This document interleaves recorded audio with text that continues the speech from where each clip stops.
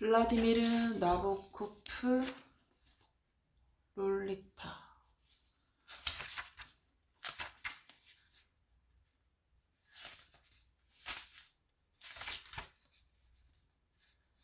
롤리타. 어느 백인 호라비의 고백. 이것은 내가 받은 기묘한 원고의 제목과 부제이며 이 글은 그 원고에 붙이는 머릿말이다.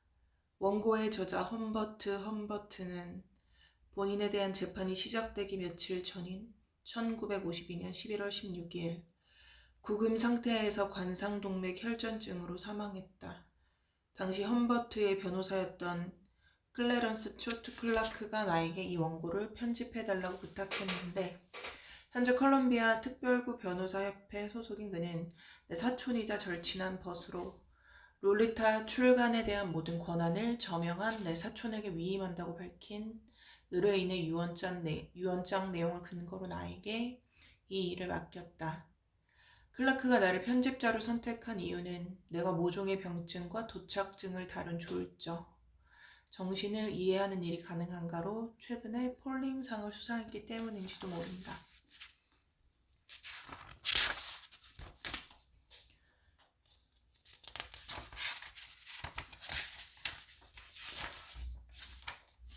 작업은 우리 두 사람이 예상한 것보다 쉬운 편이었다.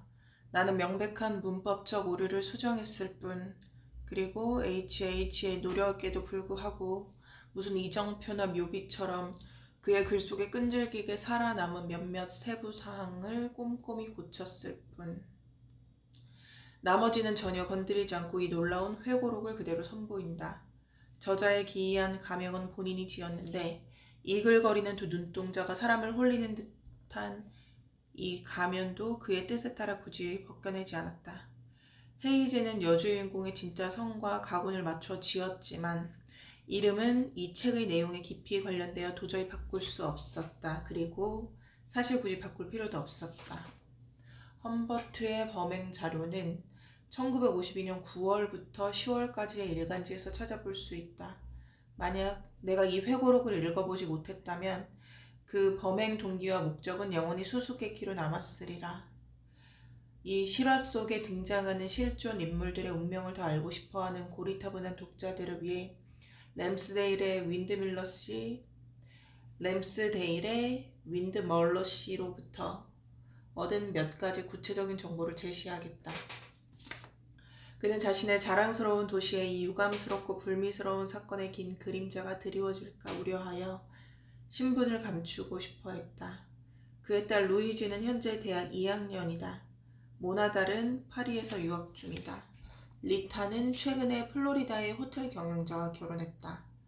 리처드 F. 스킬러 부인은 1952년 크리스마스에 북서부의 개척지 그레이스타에서 분만 도중 목숨을 잃었고 딸아이는 사산되었다.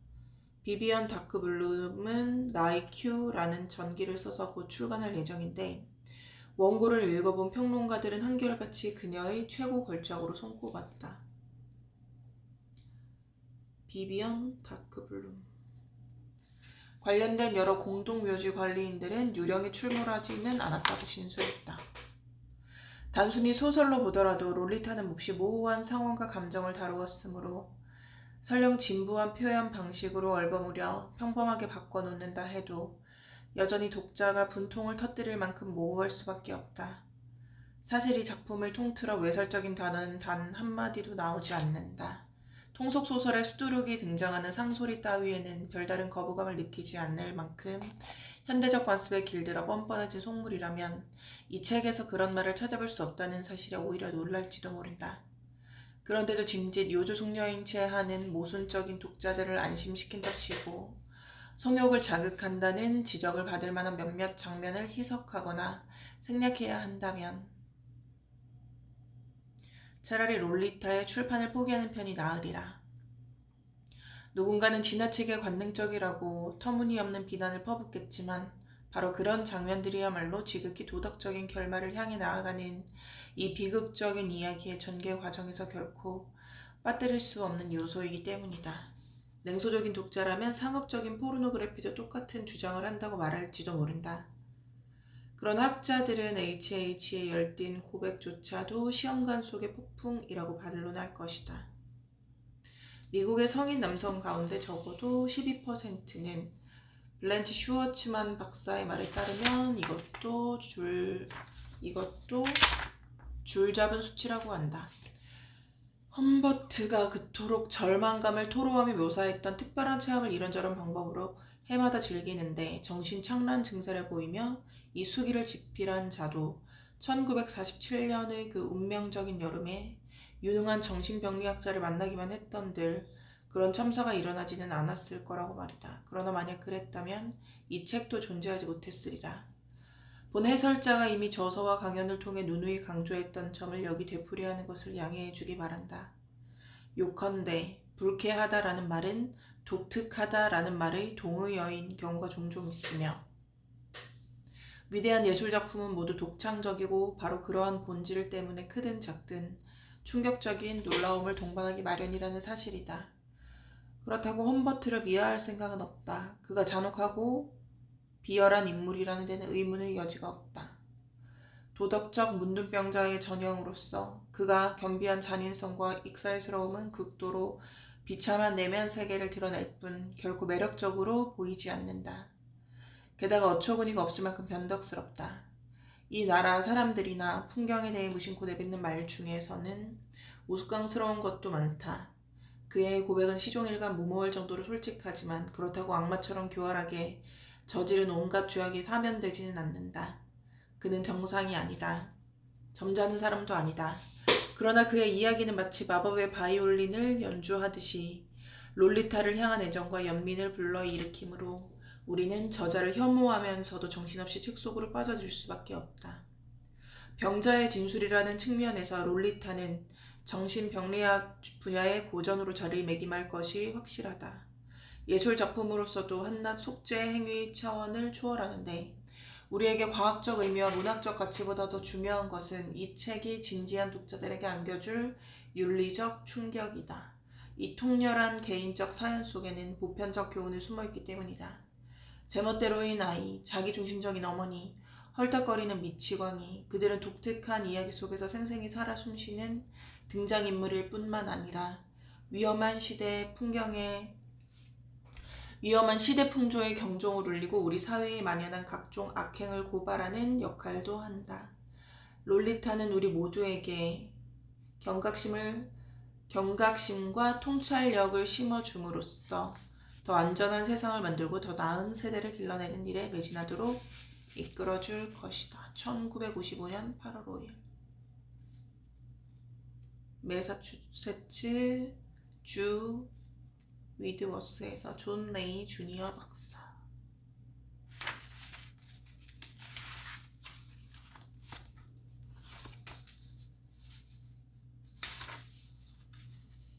블라디미르 나보고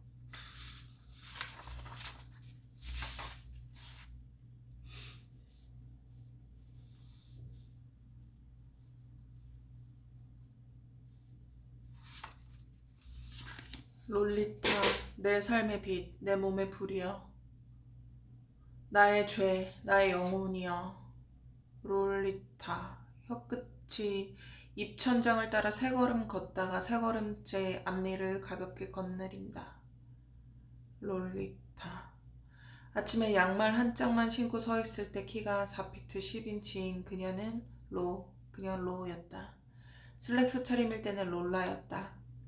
학교에서는 돌리, 서류상의 이름은 돌로레스. 그러나 내 품에 안길 때는 언제나 롤리타였다. 그녀 이전에 다른 여자가 있었던가?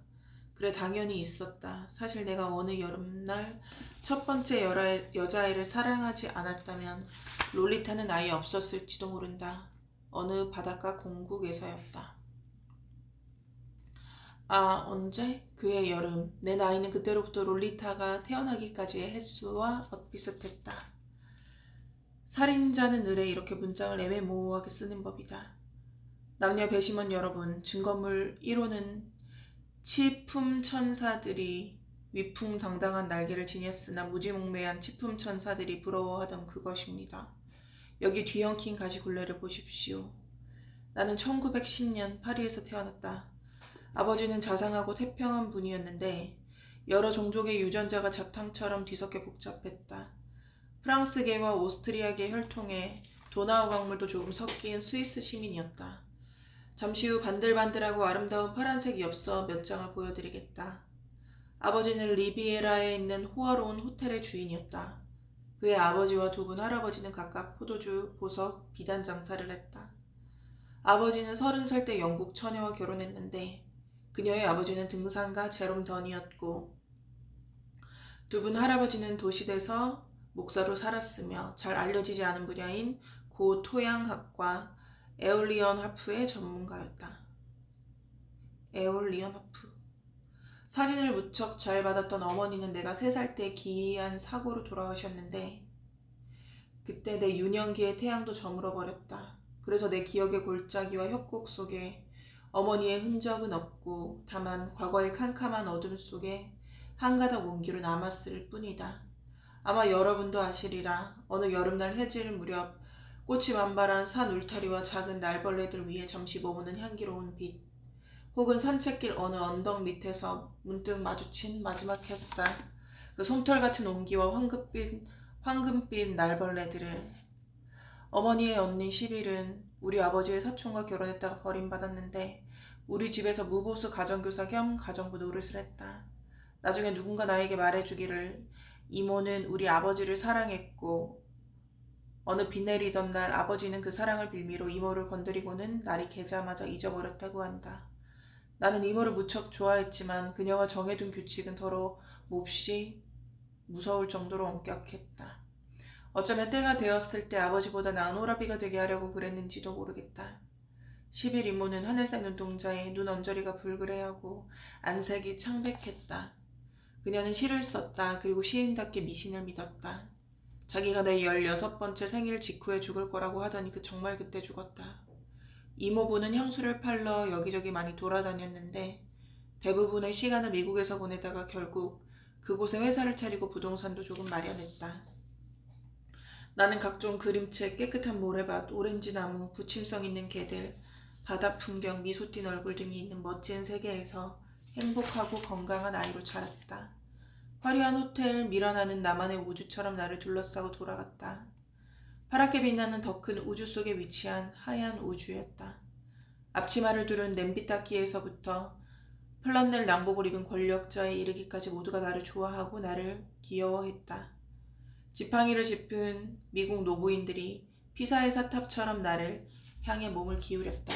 우리 아버지에게 낼 돈도 없는 몰락한 러시아 공주들이 나에게는 값비싼 사탕을 사주었다. 나의 다정한 아빠는 보트와 자전거를 태워주고 수영과 다이빙과 수상 스키를 가르쳐주고 돈키호테와 레미제라블을 읽어주었다.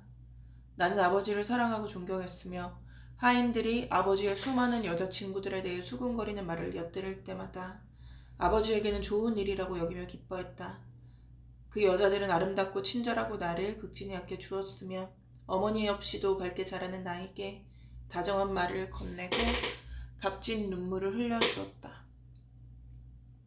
나는 집에서 몇 마을 떨어진 영국계 학교에 다녔는데 그곳에서 레키츠와 파이브즈를 했고 성적도 우수했으며 그부들과 교사들과도 두루 사이좋게 지냈다. 확실히 성적인 사건이라고 할 만한 일은 다음과 같은 것들이 전부였는데 모두 내 13번째 생일 이전의 일이었다고 기억한다.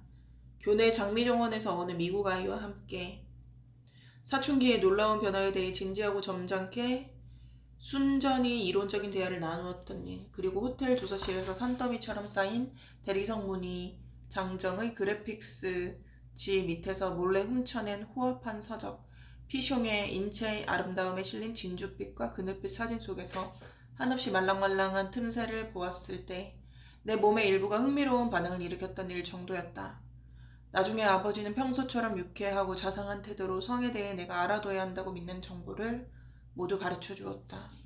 1923년 가을, 리옹의 어느 고등학교에 나를 보내기 직전의 일이다. 그러나 안타깝게도 그 해 여름은 아버지가 마담 드 알과 그 딸을 데리고 이탈리아를 여행하는 중이었고 그래서 나는 하소연을 하거나 조언을 구할 상대가 아무도 없었다. 애너벨도 나처럼 혈통이 섞여 절반은 영국인, 절반은 네덜란드인이었다. 지금 내가 기억하는 그녀의 모습은 아직 롤리타를 몰랐던 몇 년 전에 비해 많이 희미해졌다. 시각적 기억에는 두 종류가 있다. 하나는 눈을 뜬 채 마음속 실험실에서 어떤 이미지를 능숙하게 재창조한 기억이고, 또 하나는 눈을 감았을 때 눈꺼풀 안쪽의 어둠 속에 즉각 나타나는 영상인데, 누군가의 사랑스러운 얼굴이 마치 자연스러운 빛깔의 작은 유령처럼, 마치 복제화처럼 철저히 시각적이며 객관적인 형태로 재현된다. 그러므로 애너벨에 대해서는 나보다 몇 달 늦게 태어난 사랑스러운 아이였다는 정도로 간단히 설명하고 넘어가는 것이 좋겠다. 그녀의 부모는 우리 이모의 오랜 친구였고 이모 못지않게 고리타분했다. 그들은 호텔 미라나에서 그리 멀지 않은 별장에 새들어 살았다. 대머리에 가무잡잡한 리 아저씨, 분을 바른 뚱뚱한 리 아줌마. 내가 그들을 얼마나 혐오했던가. 처음에 애너벨과 나는 온갖 하찮은 일에 대해 이야기를 나누었다. 그녀는 고운 모래를 손으로 퍼올려 손가락 사이로 흘려보내는 동작을 되풀이했다. 우리의 사고방식은 그 시대 그 계층에서 사춘기를 앞둔 여느 영리한 유럽 아이들과 별반 다르지 않았고, 따라서 사람들이 사는 세계의 다양성, 테니스 경기, 무한성, 유아론 따위에 관심을 가졌지만 특별히 천재성을 보여줬다고 하기는 어렵다. 둘 다 어린 동물들의 가냘프고 연약한 모습을 볼 때마다 깊은 아픔을 느꼈다. 그녀는 간호사가 되어 굶주림에 시달리는 아시아 국가에서 일하고 싶어 했고, 나는 유명한 스파이가 되고 싶었다. 우리는 갑작스럽게, 서투르게, 뜨겁게, 고통스럽게, 미친 듯이 서로에게 빠져들었다. 절망적이라는 말도 덧붙여야겠다. 서로를 소유하고 싶은 강렬한 열망을 충족시키려면 실제로 서로의 영혼과 육체를 송두리째 받아들여 하나가 되어야 하기 때문이다. 차라리 빈민굴 아이들이었다면 그럴 기회가 많았겠지만 우리는 마음껏 사랑을 나눌 수도 없었다. 밤중에 그녀의 집 정원에서 무모한 만남을 시도한 이후 우리에게 허락된 사생활이란 그럭저럭 은밀한 대화를 가능하지만 남의 시선은 피할 수 없는 혼잡한 해변이 고작이었다. 그곳에서 부모로부터 겨우 몇 걸음 떨어진 보드라운 모래밭에서 우리는 격렬한 욕망에 사로잡혀 돌처럼 굳은 채 오전 내내 널브러졌다가 이따금 고맙게도 시간과 공간에 틈이 생길 때마다 서로를 만졌다. 모래 속에 반쯤 파묻힌 그녀의 손이 나를 향해 살금살금 다가오고 가냘픈 갈색 손가락들이 몽유병 환자처럼 흐느적거리며 더 가까이 그 다음에는 그녀의 오팔빛 무릎이 조심스레 먼 여행을 시작하고 간혹 우리보다 어린 아이들이 만들어 놓은 모래성 덕분에 몸이 충분히 가려지면 서로의 짭짤한 입술에 스치듯 입맞춤을 하기도 하고, 그러나 이렇게 아쉬운 접촉은 건강하고 경험 없는 어린 육체들을 오히려 더 격앙시킬 뿐. 푸르고 차가운 물속에서 서로를 아무리 더듬어도 흥분은 전혀 식을 줄 몰랐다. 내가 성년이 된 후 이리저리 떠돌다가 잃어버린 보물 가운데 이모가 찍은 스냅사진 한 장이 있었다. 애너벨과 그 부모, 그리고 그해 여름 우리 이모에게 구애하던 그놈하고 늙수그레한 절름발이 신사 쿠퍼 박사가 어느 노처한 카페 테이블에 둘러앉은 장면이었다. 애너벨은 고개를 숙이고 초콜릿 아이스크림을 먹다가 찍히는 바람에 그리 잘 나오진 않았는데 햇빛을 받아 희미해지고 아름다움마저 빼앗겨버린 그 모습에서 그나마 알아볼 수 있는 부분은 맨살이 드러난 앙상한 어깨와 머리가르마 정도가 고작이었다. 그러나 다른 사람들로부터 조금 떨어져 앉은 내 모습은 극적인 대조를 보여주었다. 어두운 빛깔의 스포츠 셔츠와 몸에 꼭 맞는 하얀 반바지를 입은 소년이 토라진 듯 다리를 꼬고 옆으로 돌아앉아 다른 곳을 보고 있었다.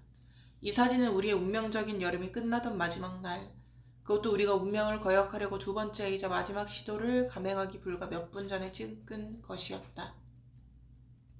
우리는 지극히 빤한 핑계를 대고 카페를 탈출하여 해변으로 나가서 인적이 드문 모래밭을 찾았다.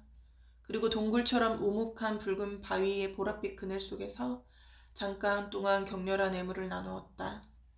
누군가 잃어버린 선글라스가 유일한 목격자였다.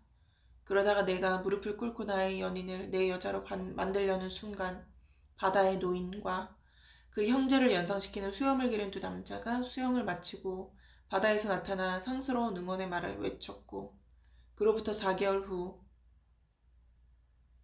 에너벨은 코르프 섬에서 티푸스에 걸려 목숨을 잃었다. 나는 이 비참한 기억들을 거듭거듭 뒤적이며 나 자신에게 묻는다. 그때부터였을까? 내 인생에 금이 가기 시작한 것은 그 아득한 여름의 빛 속에서였을까? 아니면 그 아이를 향한 과도한 욕망은 나의 선천적 이상을 입증하는 최초의 사례에 지나지 않았을까?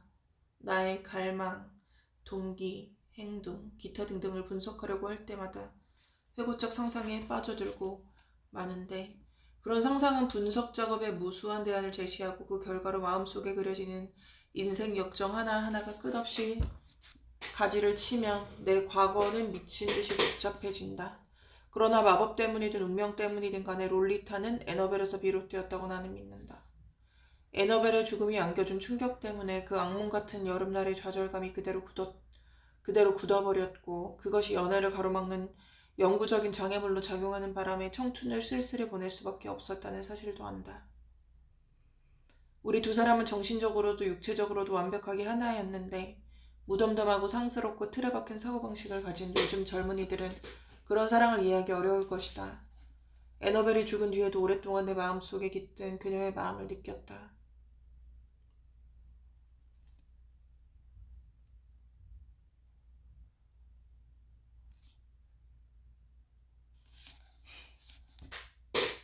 아, 롤리타, 너도 나를 그렇게 사랑해 주었더라면.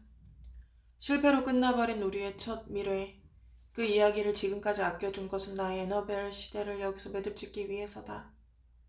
어느 날 밤, 에너벨이 가족의 철저한 감시망을 벗어나는 데 성공했다.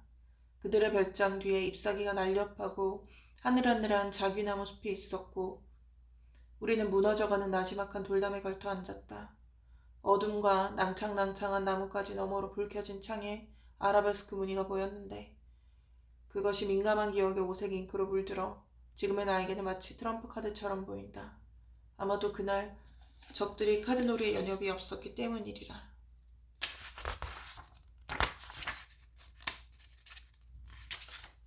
에너벨의 벌어진 입꼬리와 뜨거운 귓불에 입을 맞추자 그녀가 파르르 떨며 움찔거렸다.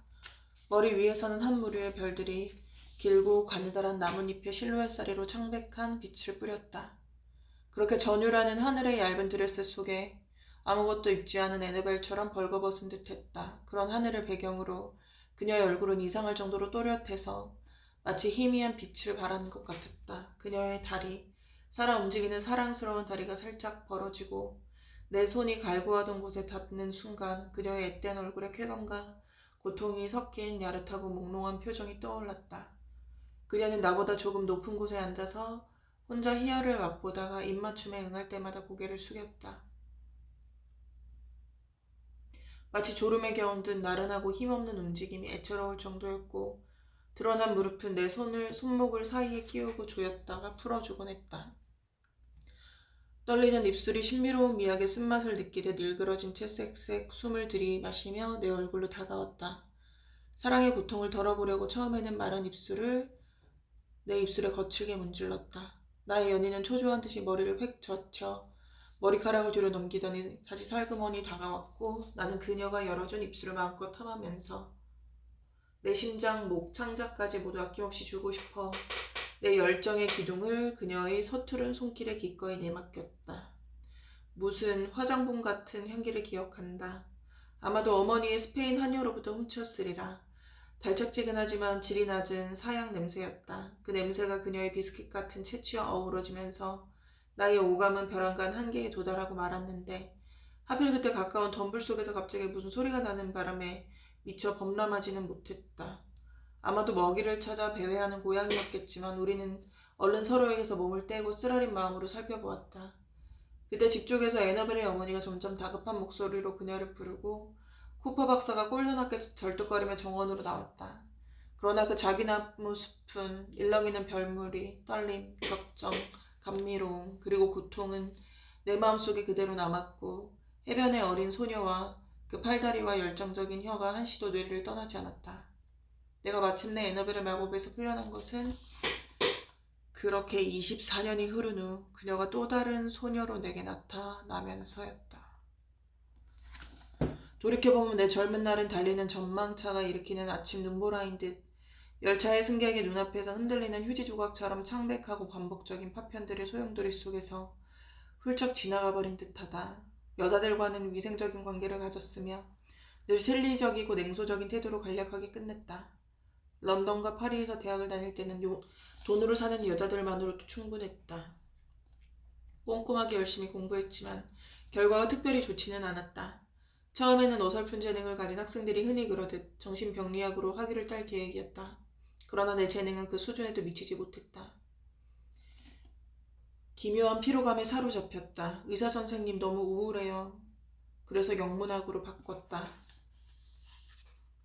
그곳에서 절망한 시인들이 잔뜩 몰려들었다가 결국 트웨이드 옷을 입고 파이프 담배를 피우는 교사가 되었다. 파리는 마음에 들었다. 망명자들과 함께 소련 영화에 대해 토론했다. 되마고에서 동성애자들과 어울리기도 했다. 별 볼 일 없는 잡지에 알쏭달쏭한 수필을 발표했다. 모방시를 쓰기도 했다. 쿨프 양이 문고리에 손을 얹어 돌아보아도 그녀를 따라가지 않으리라. 프레스카도 싫고 저 갈매기도 나는 싫어라.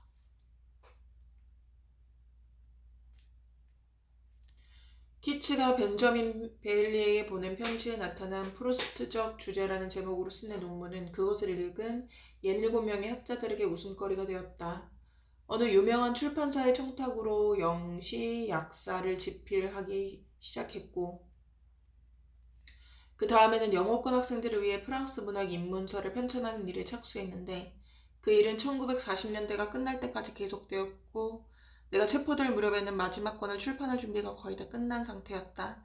일자리도 구했다. 오태유에서 일반인들에게 영어를 가르치는 일이었다. 그러고는 어느 남학교에서 2회에 걸쳐 겨울학기에 나를 채용해 주었다. 이따금 예전에 사귀어준 사회사업가와 심리치료사 등의 연출로 그들과 함께 고아원이나 소년원 같은 각종 시설을 방문하기도 했다.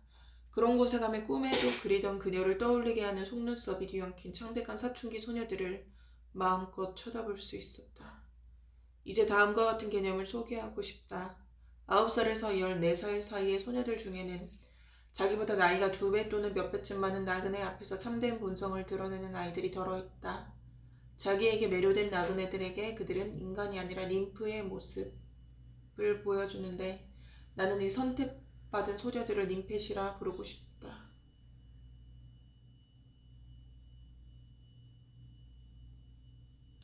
이 문단에서는 시간을 뜻하는 낱말을 공간적인 의미로 사용했다는 점을 눈여겨보시길. 실제로 나는 독자들이 9살과 14살을 일종의 경계선으로 생각해주길 바라는데 예컨대 안개 낀 망망대해 한복판에 거울 같은 해변과 장밋빛 갯바위가 있는 마법의 섬이 떠있고 그곳에 내가 말한 ним펫들이 머문다고 말이다. 그런데 그 나이 또래 여자아이는 모두 ним펫일까? 물론 아니다. 만약 그랬다면 나처럼 ним펫을 잘 아는 사람, 나처럼 고독한 나그네, 나처럼 님펫을 광적으로 좋아하는 자들은 벌써 오래전에 미쳐버렸을 테니까. 미모가 기준이 되지도 않는다. 그리고 천박하다는 것이 그들의 신비로운 특징을 반드시 훼손하지는 않는다. 야릇한 기품, 종잡을 수 없고 변화무쌍함의 영혼을 파괴할 만큼 사악한 매력이야말로 또래 가운데 님펫과 어중이 떠중이를 가르는 기준이다. 롤리타와 같은 부류는 남들이 들어갈 수 없는 매혹적인 시간의 섬에서 노늘지만 다른 아이들은 그때그때의 현상이 지배하는 공간적 세계에 훨씬 더 종속된 채 살아간다. 같은 연령대에서도 진정한 님펫은 몹시 희귀하다. 가령 일시적으로 못생긴 아이, 혹은 그저 착하기만 한 아이, 혹은 귀여운 아이, 심지어 깜찍한 아이나 매력적인 아이, 혹은 평범한 아이, 포동포동한 아이, 두루뭉술한 아이, 손발이 차가운 아이, 장차 어른이 되었을 때 어쩌면 굉장한 미인이 될 수도 있고 아닐 수도 있는 배는 볼록하고 머리는 따내린 요컨대 본질적으로 인간의 틀을 벗어나지 못하는 여느 소녀들에 비해 님펫은 그 수가 현저히 적다. 정상적인 남성에게 여학생이나 걸스카우트 단원들의 단체 사진을 보여주고 제일 예쁜 아이를 찾아보라고 하면 당연히 님펫을 선택할 듯 싶지만 꼭 그렇지는 않다. 왜냐하면 말로 설명하기 어려운 온갖 표징, 이를테면 조금은 고양이를 닮은 광대뼈의 윤곽선, 가냘프고 솜털이 보송보송한 팔다리, 그 밖에도 쓰라린 눈물과 부끄러움과 절망 때문에 차마 일일이 말할 수 없는 여러 지표를 바탕으로 건전한 뭇 아이들 속에서 치명적인 작은 악마를 한눈에 알아보려면 예술가인 동시에 광인이어야 하기 때문이다.